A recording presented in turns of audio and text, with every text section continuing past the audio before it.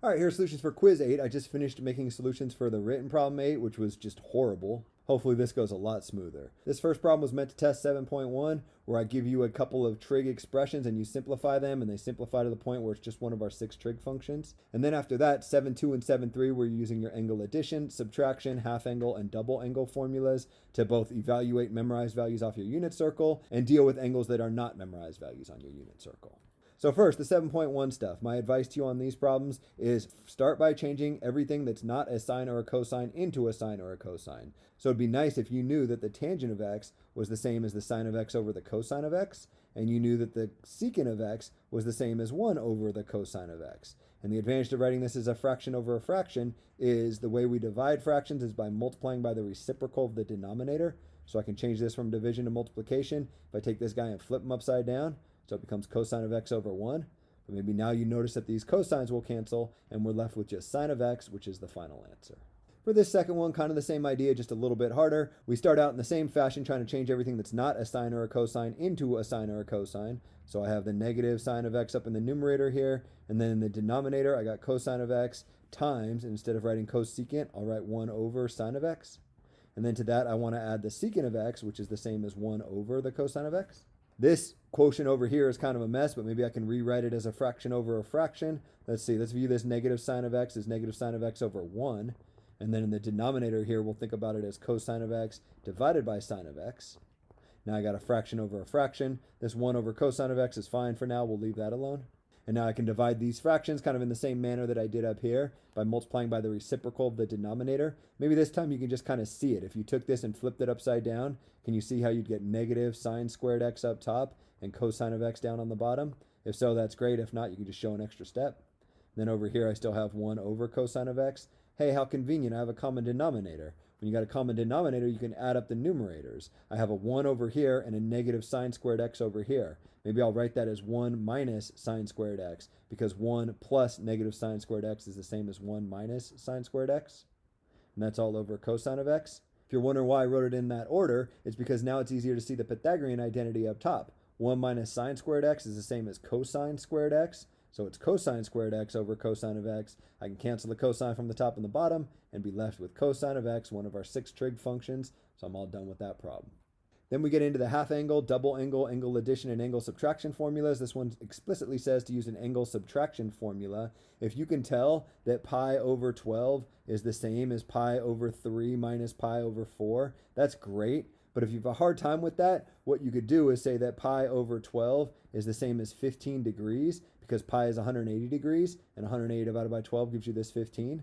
And 15 degrees, well, I could get there by thinking 45 degrees minus 30 degrees, for example. It's worth pointing out that you could also do, I don't know, 60 minus 45, or a bunch of other different options. I'll probably choose 45 minus 30, just because I think that's easiest. The point is, this question is really asking me what's the tangent of 15 degrees, and I'm going to solve that by figuring out the tangent of 45 degrees minus 30 degrees, because 45 degrees minus 30 degrees is 15 degrees.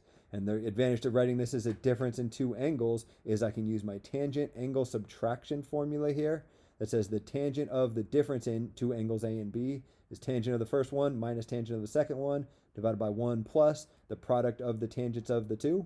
So if I substitute 45 and 30 in place of A and B, I get to here. And fortunately, these are all values I've memorized off my unit circle. Let's see, the tangent of 45 degrees is just 1. The tangent of 30 degrees is the square root of 3 over 3. If you struggle with that, you could say that the sine of 30 degrees is 1/2, and the cosine of 30 degrees is root 3 over 2. And if you do 1/2 divided by root 3 over 2 and rationalize the denominator, I think this is where you'll get. Down in the bottom, I got 1 plus, again, the tangent of 45 degrees is just 1, and the tangent of 30 degrees, again, is just root 3 over 3. So I get 1 minus the square root of 3 over 3 divided by 1 plus the square root of 3 over 3. There's a few things that you can do here. I think what I'm going to do is add a note and tell you that you don't have to rationalize the denominator, but I would like you to get rid of all fractions inside fractions. So in order to do that, you'll want to rewrite the top here is a single fraction. So think about this like it's 3 over 3. Then you have 3 minus the square root of 3 divided by 3 up on the top. And down in the bottom, if you view this one as 3 over 3, we'd have 3 plus the square root of 3 over 3. And now that I'm dividing 2 fractions, I can think multiply by the reciprocal of the denominator. So take this one and flip it upside down. and that'll give me 3 minus the square root of 3 divided by 3 plus the square root of 3 when I cancel this 3 and this 3. And this is a perfectly good answer because, again, I'm going to tell you do not need to rationalize the denominator, but you could rationalize the denominator if you wanted to by multiplying by the conjugate of the denominator, so multiplying the top and the bottom by 3 minus the square root of 3. But I'm not even going to bother. I'm going to call this good, and we'll move on. Number 3 here, it says determine the sine of 5 pi over 8 using a half angle formula. The fact that it tells you to use a half angle formula means that this must be half of some value that we have memorized off the unit circle. Well, 5 pi over 8 is exactly half of 5 pi over 4, because half of 5 pi over 4 equals 5 pi over 8. So what I'm saying is I could figure this out by figuring out the sine of 5 pi over 4 divided by 2.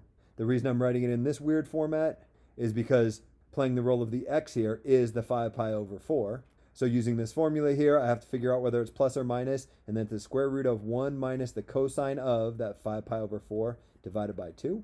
First, maybe we figure out the plus or minus. 5 pi over 8, where does that lie on your unit circle?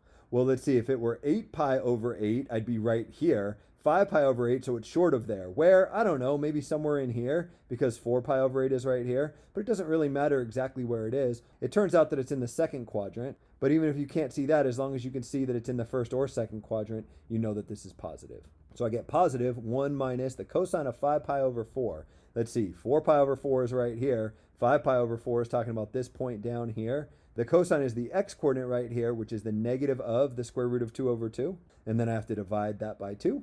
Again, with the fractions inside fractions, so let's view the bottom as 2 divided by 1, and let's view the top. Let's see, if I had a common denominator, I could think about this as 2 over 2.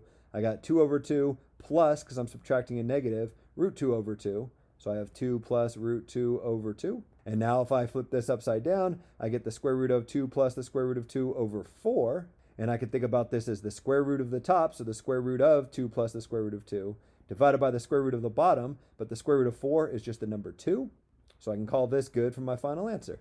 Finally, question 3, we're told our angle T is in, what is this, the second quadrant, and the tangent of T equals negative 5/6. And what we're supposed to do is figure out the sine of 2t. Well, going back to your sine double angle formulas above, what you'll see is the sine of 2t is 2 times the sine of t times the cosine of t. So if I could just figure out the sine of t and the cosine of t, I'd be in really good shape. And it turns out I can figure out that because I know the tangent of t is negative 5/6. What I'm going to do is draw a right triangle over here and exploit SOHCAHTOA. SOHCAHTOA tells me that the ratio of the opposite side to the adjacent side is my tangent here. I'm not going to worry about the pluses or minuses. I'm going to call this 5 and call this 6, opposite over adjacent, and we'll take care of the negatives later. I still need to figure out the length of the hypotenuse. Well, let's see, if I call this A and I call this B and I call this C, A squared plus B squared has to be equal to C squared. So 36 plus 25, the squares of 6 and 5 respectively, have to be equal to C squared. If I sum these two guys, I get 61 is equal to C squared. So C is plus or minus the square root of 61. But because I'm talking about side lengths here, it's just a positive value. I get the square root of 61 in my picture. Now I come over here and I want to figure out what 2 times the sine of t times the cosine of t is. Well, let's see, the sine of t, I'm thinking opposite over hypotenuse. So you got to be a little bit careful here. I'm in the second quadrant. In the second quadrant, my y coordinates are positive. So I want that to be the positive one, 5 over the square root of 61. And then for the cosine of t, I want to take the adjacent side over the hypotenuse, so 6 over the square root of 61. However, if I'm up here in the second quadrant, my x value is negative, so the cosine should be negative. I got negative 6 divided by the square root of 61. If I multiply this mess together, let's see, 5 times 6 is 30, times 2 gives me 60, and it's negative. And down on the bottom, the square root of 61 times the square root of 61 is just 61. So negative 60 61sts would be the sine of 2t.